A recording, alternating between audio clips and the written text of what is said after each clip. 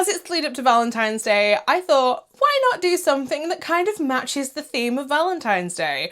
And when I heard the plot of Klinger, I thought, what is more apt than questionable exes that refuse to let you go even in the afterlife? But if you don't know anything about Klinger from 2015, let me quickly fill you in. Klinger from 2015 is a supernatural horror rom-com. Fern Peterson, a driven high school senior, has her life turned upside down when overly affectionate boyfriend Robert Klinger dies in an embarrassing accident. When Robert returns from the dead as a lovesick ghost, he tries to reunite with Fern, only to have his heart broken. As Robert plots to kill Fern so they can be together forever, Fern will have to fight to stay in the world of the living.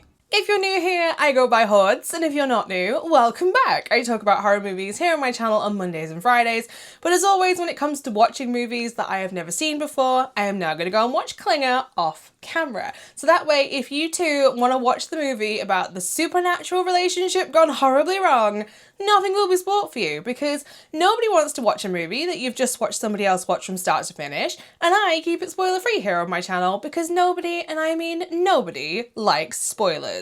She's dead. To quote the L word, some people, you need to break up with them more than once, because there are some people who just simply do not get this message the first time around. You need to call Phyllis and break it off with her right now. I did! She did.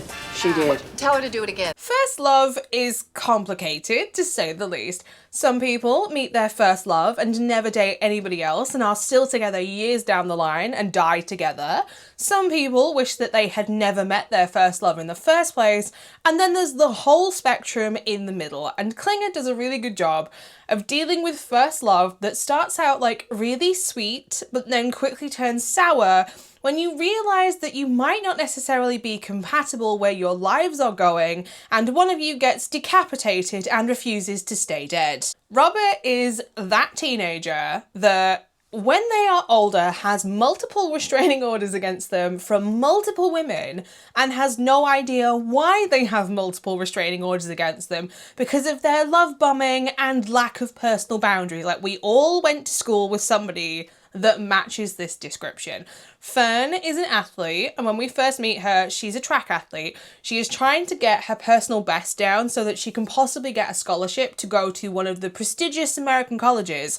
Don't ask me which, because I am from the UK, and unless you are Harvard or Yale, I have no idea how the American college system works.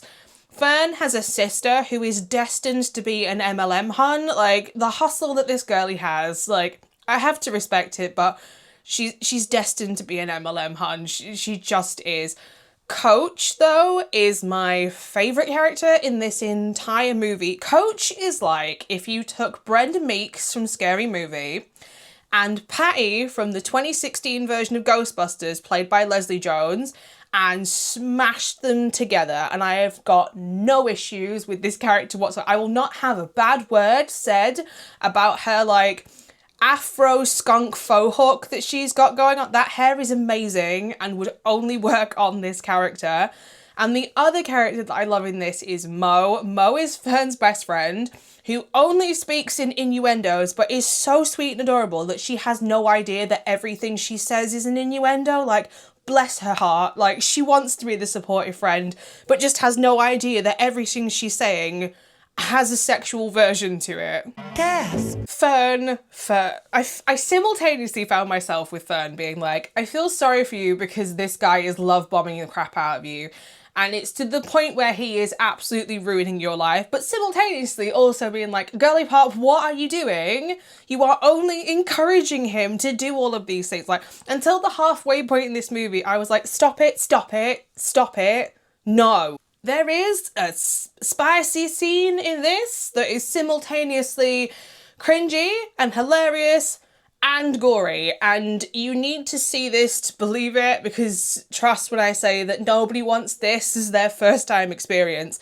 But the reason I bring this up is before this happens, there is a moment where Fern and Robert actually give each other consent, and any time that I find a scene that involves consent in a movie, I'm going to give it its flowers because it's something that just needs to be normalised. Like, if you don't know if your partner is okay with something in an intimate setting, just ask them. It is completely normal and does not like take away from the moment in the slightest. So mad props to this movie for having that moment of consent. Like, make it normal for absolutely everyone. It's after this scene, though, that Klinger reveals exactly the direction that it is going to go in for the rest of the movie. The first half is like a rom-com with some gory moments, and it sets up a little bit the supernatural part of it.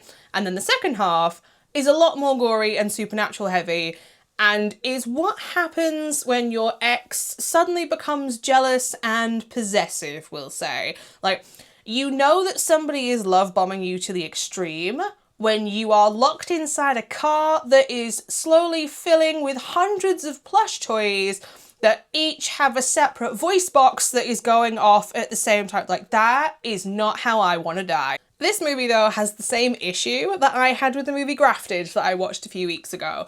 And that is, there is a character and side plot in this that I 100% think that you could remove.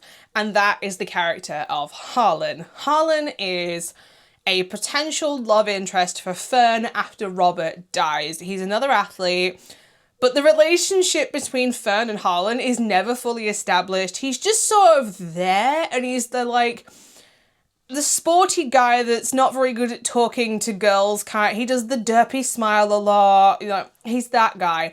And he's purely there so that we can have Robert in ghost form run around with those. I think every school in the world has these scissors. You know, the red safety scissors that have got the red handle. Those, like, you could remove everything with Harlan and it would make no difference to the plot whatsoever, because there is already so much going on within the plot that gives Robert reason to be jealous and possessive of Fern, that it was one thing too many. Like, surely the idea of your ex picking up all of their stuff and moving to a completely different state when they are the only one that can see you is a far more compelling reason to kill them than, oh, there's a new person on the scene that could be a potential friend, and you get what I'm like.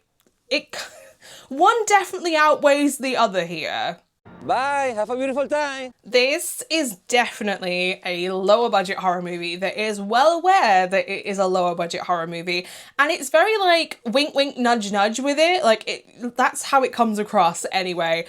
There's a scene with a water pistol in this that is supposed to be like ghost science, and it's a water pistol covered in various colours of duct tape, and it well and truly plays into the charm of this movie. Like, my boy Egon from Ghostbusters never had this kind of budgeting issue, put it that way. And the ghost-busting part of this feels very like it is inspired by Ghostbusters. I have no complaints with this because I love the original Ghostbusters movie. It's one of my favourite movies. And if it wasn't obvious, Egon Spengler is my favourite out of the Ghostbusters. It has got the same, like, campy, over-the-top, supernatural. You would expect green slime to come out of these ghosts at some point. I mean, they're not far off. One of the ghosts in this spews, like, black slimy sludge stuff over everything that she comes into contact with, which leads me on to the fact that there are more than one ghost in this, which was such a pleasant surprise because obviously when Robert dies, they need to put him somewhere and his body ends up in a graveyard where there are more ghosts wandering around that happen to be feeding into all his insecure thoughts, which then builds up and builds up and builds up, which then leads into the second half of this movie. Honey, you know they have dead people in the backyard. In the end, I am actually going to give Klinger from 2015 a 3.5 out of 5 stars. This is a blood-soaked, supernatural coming-of-age movie that I think is going to be quite healing for a lot of people who actually watch this. Whether you are somebody who is struggling to move on because your ex is making it difficult, or whether you are somebody that can't quite let go of your ex yet, I can see both sides of the coin for this one. It does have very limited reviews on IMDb and on Letterboxd, and if you are on the fence because of this, I would say go out and give this one a chance. But the fact that I think Harlan is absolutely unnecessary and not needed does affect my review for this one. But Coach, to be a mix-up of Brenda Meeks and Patty from Ghostbusters was a creation I didn't know I needed, but dear God, do I love her so much. But my opinion isn't the only one that matters, which begs the question, should you personally watch Klinger from 2015? If you like your horror movies flavoured with first love, ghosts, high school life, ghost hunting, love bombing, plushies, or anything that is listed here, then you will probably like Klinger from 2015. So there you have it, my initial thoughts and my review for my first time watching Klinger from 2015. If you've also seen this movie, I would love to know what your thoughts and opinions are on it down in the comment section down below. And if you are interested in watching this one, like I always do, check the description bar below the video because there will be a link to justwatch.com so you can find out where it is streaming in your country. If you would like to know where else you can find me, I am also over on Instagram and Letterboxd at HordesOfHorror, where I post every single horror movie that I watch, not just the ones I talk about here on YouTube. But speaking of YouTube, I'll be back on Friday, and this time, it's time for another list video. And because it's Valentine's Day, I thought we'd do a list video themed around movies perfect for Valentine's Day. And as this is me, no, it is not full of horror romances and My Bloody Valentine. So however you are celebrating your Valentine's Day, be assured I've got you covered. So until next time, bye.